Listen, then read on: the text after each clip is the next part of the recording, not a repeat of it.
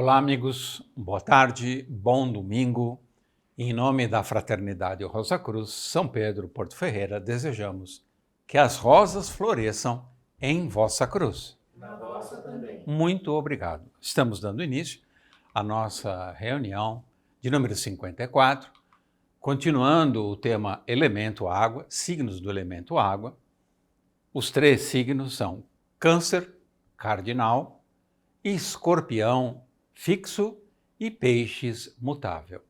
A reunião de hoje será dedicada ao signo de Escorpião. Câncer, como nós vimos, implica em sentir e assimilar tudo o que nos acontece durante a nossa existência. Escorpião deve compreender o que aconteceu, fazendo uma investigação profunda daquilo que ficou armazenado na alma. Então ele penetra e desvenda, abre a porta. E Peixes faz aquele mergulho profundo para descobrir aquilo que nós somos em essência, aquilo que nós somos em espírito. Então ele afunda no oceano e se dissolve nessa imensidão oceânica. Então essa sequência que nós vimos também envolve os signos de água. Câncer é a base do elemento água, que é o reino da alma. Escorpião é o reino da transmutação. E Peixes é o reino do espírito. Vamos cuidar da criança ferida. Então, Câncer armazena águas turvas, águas pantanosas, águas poluídas, de emoções mal resolvidas, mal trabalhadas. E cabe, então, a Escorpião, o signo fixo do elemento água, elaborar essas feridas para curá-las. O signo de Escorpião é o signo correlacionado ao poder curador, ao poder transmutador.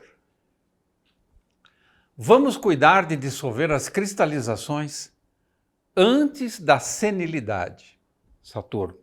Antes que seja tarde demais, antes que minha consciência fique turva, embaçada, e eu seja pego, por exemplo, pelo esquecimento, pelo desconforto, pela incapacidade de me adaptar à realidade. Então isso tem que ser feito logo, enquanto a minha consciência está lúcida.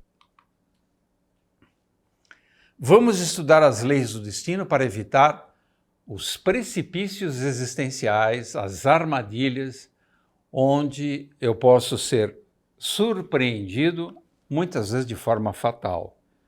Por isso que Escorpião também representa a morte. Vamos descobrir os legítimos valores da vida em espírito e verdade. Touro é o signo oposto a Escorpião. Touro é um signo que normalmente se preocupa em assegurar a vida material, em garantir a sobrevivência e o conforto. É um signo que voltado para o acúmulo de coisas que implicam numa qualidade de vida de boa para excelente. Mas normalmente os valores acumulados por Touro são valores meramente circunstanciais e concretos. Escorpião trabalha com outra natureza de valor. Valores legítimos e eternos do ponto de vista espiritual. É aquele tesouro que nós temos que acumular nos céus. Por isso que é em espírito e verdade. Então, Escorpião é o 8º signo do zodíaco.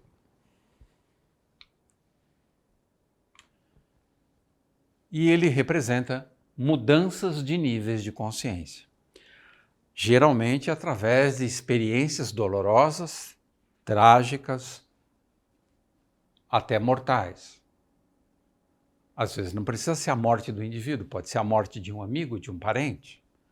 Uma experiência que ele percebe a finitude e questiona os valores do mundo.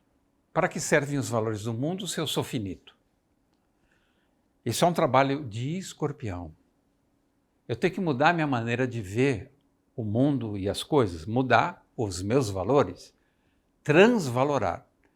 Para isso, vamos chamar uma pessoa que tem 2 planetas em escorpião, Vênus e Netuno, sendo que Vênus governa seu ascendente touro. Doutora Cristiana Alonso, por gentileza, explica para a gente o que é essa mudança na forma de pensar, essa transformação de consciência.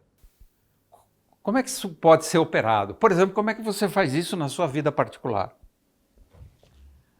Olha, como você falou, a gente precisa de momentos trágicos, onde a gente se depara com finitudes, finitudes de algum evento, de algum relacionamento, algo que já não faz mais sentido, porque senão a gente vai na inércia com os condicionamentos mentais que trazemos desde a infância ou até mesmo de vidas passadas. Esses condicionamentos vão moldando a nossa forma de ver a realidade. Então, normalmente, com os valores que são colocados pela sociedade, os modelos de felicidade, o mundo materialista em que vivemos, vemos de uma forma obscura, como por espelho. Não vemos a realidade como ela é, vemos de forma fantasiosa. E nessas ocasiões que foram colocadas, temos a chance de mudar a perspectiva do ângulo de ver as coisas e começarmos a vasculhar escorpianicamente como se dão essas capturas que nos fazem seguir sempre o mesmo modelito de ver a realidade de forma ilusória. Normalmente as capturas vêm da perseguição de um modelo de felicidade imposto pela sociedade. Um modelo que acaba sendo insaciável, sempre dá a sensação de que está faltando algo para a gente atingir, nunca está suficiente, nunca está bastante. E quando, porventura, se conquista sucesso e poder nesse mundo, aí vem uma outra captura do empoderamento. E ficamos completamente engessados, porque tudo que estamos acostumados está dando certo e impossibilita outros ângulos de visão.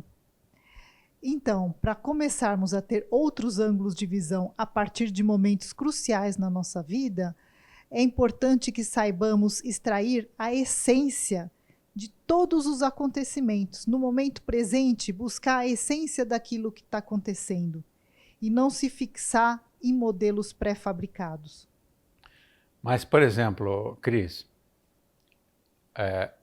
quando a nossa vida dá certo numa direção, a gente elabora crenças que reforçam, que validam aquele caminho, que normalmente a gente chama de crenças limitantes. Você Sim. fica bitolado naquele trilho. Sim. Todo trilho tem uma bitola, aí você fica bitolado. Uhum. Uma vez que você está acostumado a andar naquele trilho, como é que você vai fazer uma reforma mental verdadeira para alterar essas crenças que te acompanharam muitos anos, até décadas? Então, às vezes precisa de um terremoto. Só que esse terremoto pode te levar para o fundo do poço. Não é sempre que um terremoto na sua vida vai te levar a fazer uma reforma mental. Precisa de 2 coisas. Primeiro, o arrependimento. Como já dizia João Batista lá na Bíblia, preparai o caminho do Senhor. Arrependei-vos. Só que o arrependimento não é suficiente. Precisamos produzir frutos dignos desse arrependimento. E esses frutos dignos são a reforma mental. Então, é a coragem do desespero. É quando você chega em situações limites, porque senão realmente quebrar crenças limitantes, quebrar condicionamentos de livre e espontânea vontade, principalmente se tudo está, entre aspas, dando certo, né? Dando certo, entre aspas, por quê? Porque a gente perde o que é exatamente estar vivo. Normalmente, quando está dando certo, vai tudo no piloto automático, e esse automatismo é sinônimo de morte. Só está vivo quem está vivendo a essência dos acontecimentos 100% presente naquele momento. Então, a primeira coisa é silenciar a mente, a hora que chega nessa etapa do desespero. Silencia. Silencia e busca o Cristo dentro de você. porque a reforma mental radical é a transformação da consciência ordinária em consciência crística. E isso é lógico, não é de uma hora para outra que acontece. Precisa de muitos eventos aí na vida e sorte, né? Obrigado, Cris. Eu que agradeço.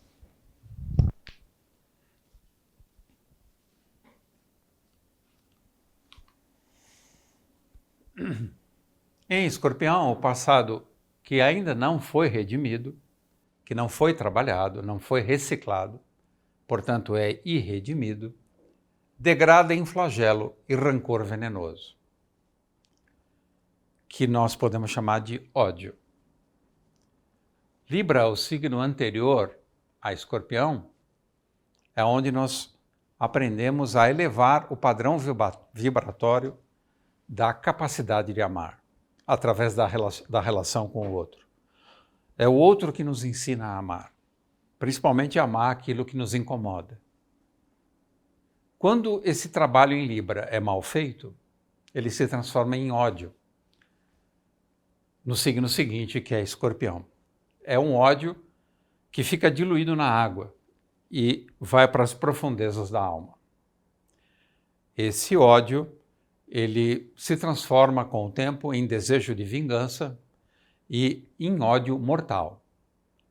A culminância do ódio é ele atingir um tônus frenético, aonde pensar ou ver a pessoa dispara em você um sentimento, um gatilho, que dispara adagas, flechas venenosas em direção à pessoa. E um indivíduo que concentra muito ódio, de fato, ele pode atrapalhar muito a evolução do seu semelhante. Ele pode ser uma pedra de tropeço, um obstáculo para a evolução do semelhante. Então, vocês imaginam o transtorno kármico que o ódio traz para quem o cultiva. Essa pessoa vai passar durante muitas vidas, provavelmente, em situações de extrema carência, extrema dor, extrema infelicidade. E, com certeza, vai ter muitos problemas cardíacos e respiratórios.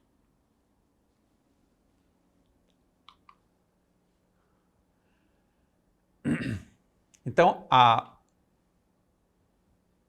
mágoa, a água não trabalhada, o rancor não reciclado, ele se torna um fantasma que segue atrás de nós, perturbando a nossa paz, desejando vingança.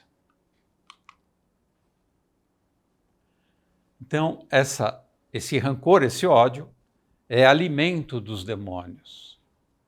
Então, os demônios acabam se proliferando em torno da sua aura, em torno da sua atmosfera.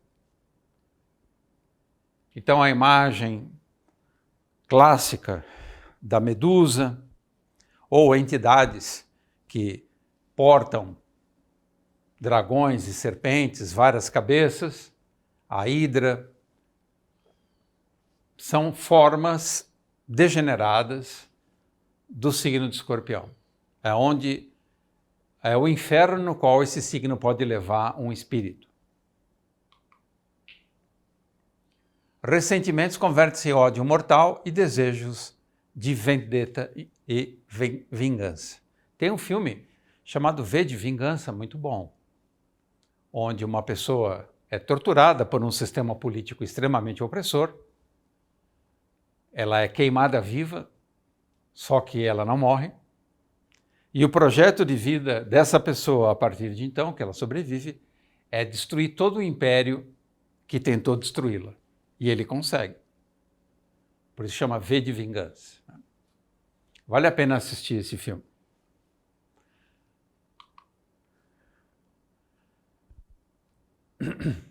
Então a inveja e o ódio matam, diz a lenda, e matam mesmo. Seca pimenteira.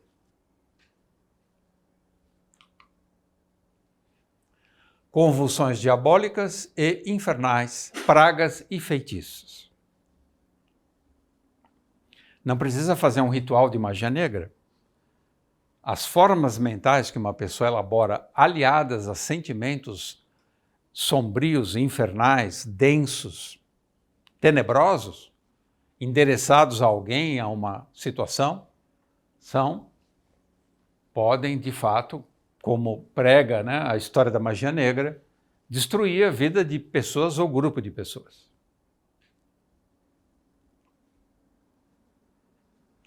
Tem um filme muito bom também, do Robert Eggers, chamado A Bruxa, onde toda uma família é destruída por uma força escorpiônica.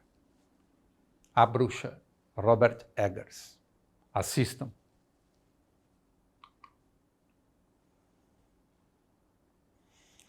Então nós temos aí o Deus dos Infernos, Hades. O que é o Hades? É aquele que colhe almas que foram submetidas excessivamente à gravitação terrestre e afundam nas profundezas infernais. Então, é óbvio que o inferno não existe como uma instituição ou um local no cosmos. Inferno é um estado de espírito, não é um local. Viver no inferno é viver um grau de perturbação insuportável, onde ideias suicidas atravessam a consciência.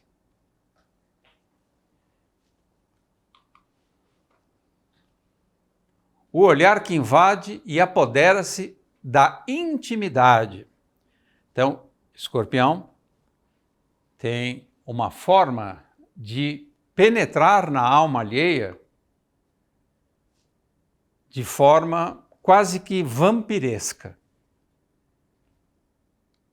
E usa todos os instrumentos de sedução possíveis. Ricardo Leme, você poderia nos ajudar? Claro, estou aqui para isso. Como é que a gente pode se defender de uma coisa tão poderosa como o olhar penetrante de Escorpião, que realmente não pede licença para entrar no teu peito? Na verdade é muito simples isso tudo, né? Porque nós estamos aqui e temos o nosso tema natal, com todas as hierarquias, com planetas divididos nessas hierarquias, inclusive a hierarquia de Escorpião, que participou do nosso processo e nosso princípio de formação, né? O fato é que nesse mundo nós nos acostumamos a uma forma de atuação onde, quando eu dou um chute em você, eu acho que eu estou me vingando porque você vai sentir dor, então eu estou descontando um sentimento em você dentro de uma realidade material, física, concreta, né? A questão é que quando a gente pensa em outras hierarquias e a gente pensa na completude do nosso ser, esse modus operandi que acontece nesse mundo, nos mundos suprafísicos, ele acontece de uma forma muito diferente. E Escorpião é um lugar especialmente interessante para observar essa forma de atuação das forças que advêm das nossas intenções. Então, por exemplo, em Escorpião, da mesma forma que uma pessoa dá um tiro no outro aqui e mata a pessoa, se nessa realidade suprafísica todo esse sentimento de vingança, de rancor e de ódio pudesse ser transformado nesse atirar na outra pessoa, esse tiro aconteceria em si próprio. Você atira na outra pessoa, mas como que aquela bala viesse em você?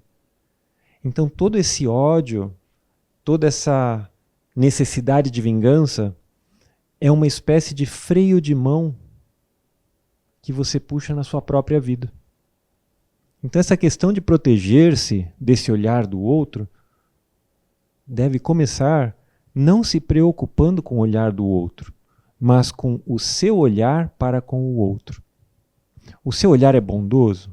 O seu olhar liberta? O seu olhar emancipa? Veja, Escorpião está relacionado à casa 8, que é a casa da morte, mas também é a casa das heranças.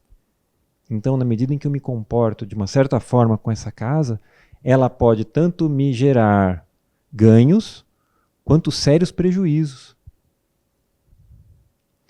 Eu cuido, como o poeta diz, né? Eu cuido de ganhar em se perder.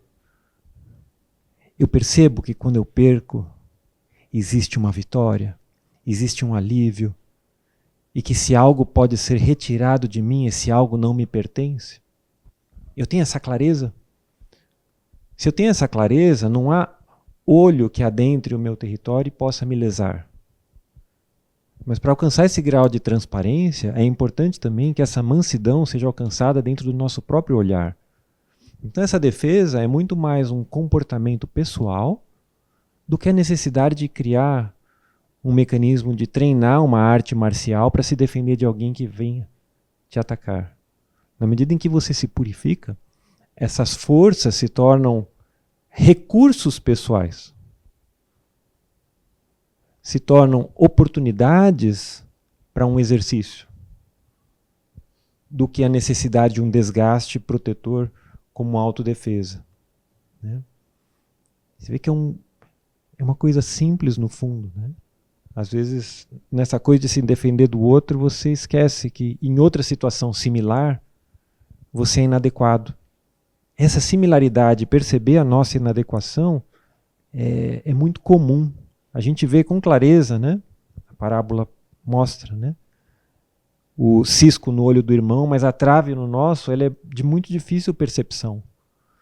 Se a gente conseguir esse grau de leveza, né? Nos mínimos detalhes no nosso caminho, nós nos imunizamos contra essas forças. E nós vamos progressivamente nos tornando sensíveis a olhares que são mais ousados ou excessivamente penetrantes. Aconteceu no meu caso, por exemplo, do regente da casa 7, como eu tenho ascendente Capricórnio, a casa 7 é Câncer. Aconteceu no meu caso, por exemplo, do regente da casa 7, Câncer, portanto a Lua, vir em direção ao meu ascendente. Então, desde pequeno, eu sentia olhares e sensação na presença de espaços que eu não sabia descrever e que diziam respeito a um desconforto. Porque tudo aquilo que acontece dentro do outro, na minha presença, é sentido dentro de mim a partir do que o outro manifesta e a partir do que o outro, sem saber, sente. Então, esse olhar, de alguma forma, ele foi sendo acurado dentro de mim para eu perceber também. Não como uma forma de defesa, mas talvez como uma forma de poder atuar em favor do outro, né? Do que vem além daquilo que está sendo falado. Porque tem muitas pessoas que têm uma voz mansa para conosco, mas têm um desejo que é contrário àquilo que está sendo falado nas palavras. Né? Então, conforme a gente vai desenvolvendo essas percepções, a gente pode atuar procurando melhorar. Né? Como que eu cheguei numa situação onde eu convivo com esse tipo de pessoa, com esse sentimento? Onde está esse sentimento e essa atitude na minha prática pessoal e na minha história de vida para que eu esteja convivendo com esse tipo de ser? Né? E não apontar para fora, mas olhar para dentro. Porque se eu melhoro, essa atmosfera de fora também tende a responder, né? Com melhora. Você vê que na ópera Parsifal de Richard Wagner, era justamente a pureza e a inocência de Wagner que o protegia. Não é legal? É isso que eu estou falando. E essa pureza, natural e progressivamente, vai oportunizando um saber, se houver a intenção do caminhante de buscar esse saber. Então, para que a gente saiba, acho que a pureza é um atributo muito fundamental para que aquilo que a gente aprenda não seja colocado em favor das nossas ambições e ignorâncias, mas em favor daquilo que se presta como fundamental. Né? Obrigado, Richard. Obrigado a você.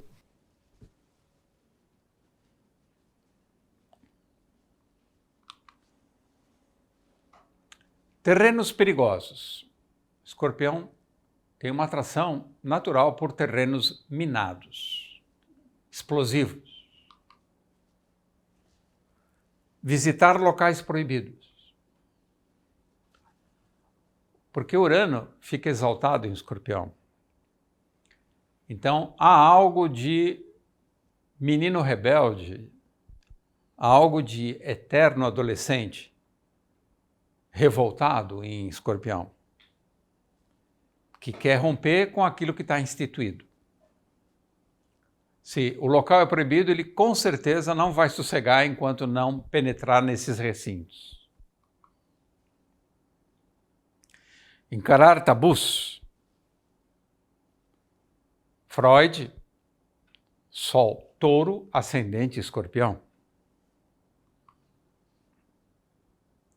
Explorar o reino da libido. Novamente, nosso amigo Freud. É um terreno perigoso, cheio de serpentes. O terreno da libido é um terreno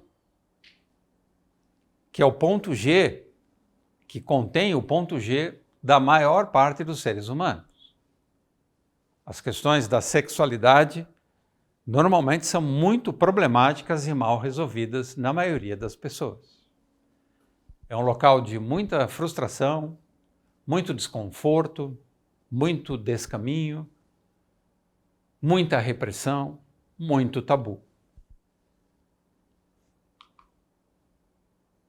A libido é o néctar dos vampiros. Por que isso? Porque, segundo a literatura Rosa Cruz, é justamente a energia criadora, em particular a energia criadora que flui através dos órgãos genitais, que levam o ser humano aos processos de degeneração física e mental. Regenerar ou degenerar, não tem outro caminho. Ou você, como disse a nossa irmã doutora Cristiana, ou você faz essa metanoia, essa reforma mental, essa recondução do seu caminho, ou se você segue sempre os condicionamentos, se você segue a boiada, você acaba, por cristalização, se degenerando. A libido dessacralizada, a libido não é má, a libido é maravilhosa, é um poder criador. Mas quando a libido sai do ambiente do sagrado e criador, ela gera deformidades físicas e mentais. Então, isso é terrível, porque quando um espírito nasce já de cara num corpo deformado, limitado, ele tem poucas possibilidades. Então, praticamente toda a vida dele é de penitência. Pouca coisa ele agrega em termos de sabedoria, em termos de elevação. Ele está ali espiando, purgando. É um purgatório aqui na Terra. A humanidade degenera na medida que desvirtua a força criadora. E hoje a gente observa isso claramente. Há um divisor de águas entre a fisicalidade do ser humano. Existem seres que já nascem muito perfeitos, sábios, artistas, gênios, e outros que nascem encarnam em situações precaríssimas, cuja a existência não há quase que absolutamente nada de promissor. A humanidade degenera na medida que troca Afrodite e Eros, deuses, né? Eros é filho de Afrodite, por sensualidade vulgar, que é o que a gente vê muito hoje na mídia. A sensualidade vulgar é lucrativa.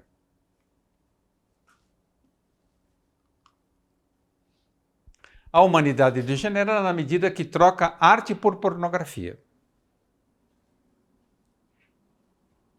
Então, vocês veem a diferença. E como isso aconteceu drasticamente nas últimas décadas. A arte foi desaparecendo do cenário humano e a pornografia ganhando espaço.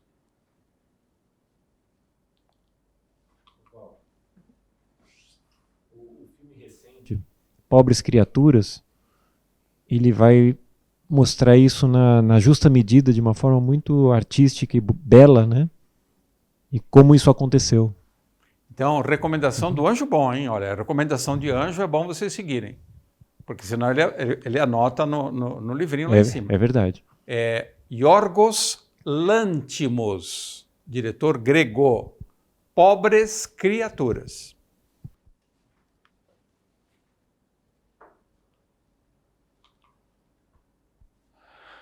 reorientação redentora. Esse é o lado bom do Escorpião e é onde a Escola Rosa Cruz essencialmente se baseia. O que é isso? É purificar para santificar. É justamente a correlação entre Escorpião e Peixes, que no seu melhor, nas suas oitavas superiores, é a combinação mais maravilhosa do zodíaco.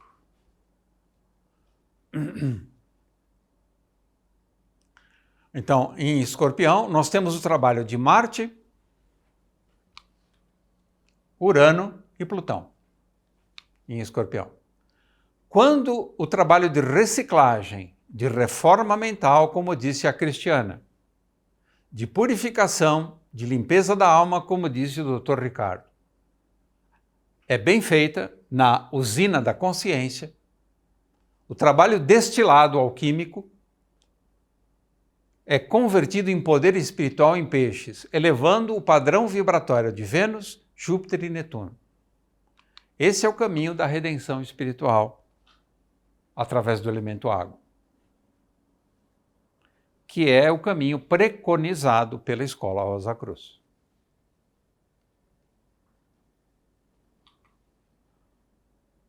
Muito obrigado, Dr. Ricardo, doutora Cristiana, e desejamos a todos vocês que as rosas floresçam em vossa cruz. Muito obrigado e até a próxima reunião.